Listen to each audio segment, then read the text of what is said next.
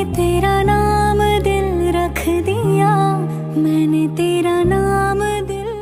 আমি সবাইকে দেখেছি ভালোবেসে ফুল দিতে, আর তোমাকে দেখেছি আমাকে ফুলের মতো করে রাখতে, যেটা সব মেয়েরই কাম্য।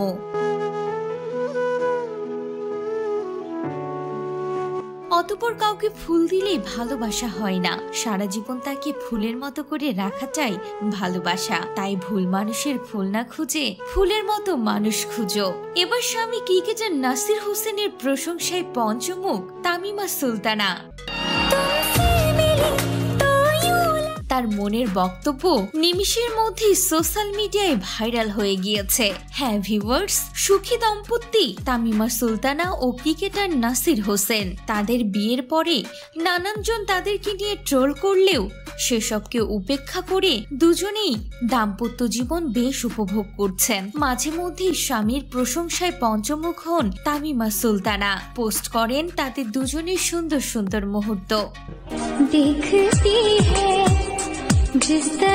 সম্প্রতি দেখা গিয়েছে স্বামী নাসির হোসেনকে নিয়েই কিছু কথা লিখেছেন তামিমা সুলতানা, যা সকলের নজরে এসেছে। প্রশংসায় ভাসাচ্ছেন তামিমা সুলতানাকে। সেখানে তিনি সকলের উদ্দেশ্যে বলেছেন, ভুল মানুষের ফুল না খুঁজে ফুলের মতো মানুষ খুঁজো। নাসির হোসেন তার কাছে ফুলের মতো। নাসির হোসেন নাকি তাকে ফুল না দিয়ে রীতিমতো ফুলের মতো করেই রেখেছেন, যেটা নাকি সব মেয়েরই কাম্য।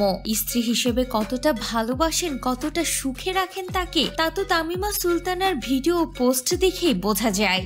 জরুরত নেই মুঝে কিসি और की, बस तुम ही काफी हो जिंदगी भर के लिए। প্রসঙ্গত, ক্রিকেটার নাসিরকে নিয়ে বিতর্ক শেষ ছিল না। মডেল শোভার সঙ্গে দীর্ঘদিনের সম্পর্ক ও লিভ ইন সবকিছুই টক অব দ্য কান্ট্রিতে পরিণত হয়। তারপরে হঠাৎ করে তামিমা সুলতানা নামের এই এয়ার হোস্টেসকে বিয়ে করে বসেন নাসির হোসেন। বিয়ে করতে না করতেই জানা যায় তামিমা সুলতানার নাকি আগেও একটা বিয়ে হয়েছে, সেই ঘরে একটি কন্যা সন্তানও রয়েছে।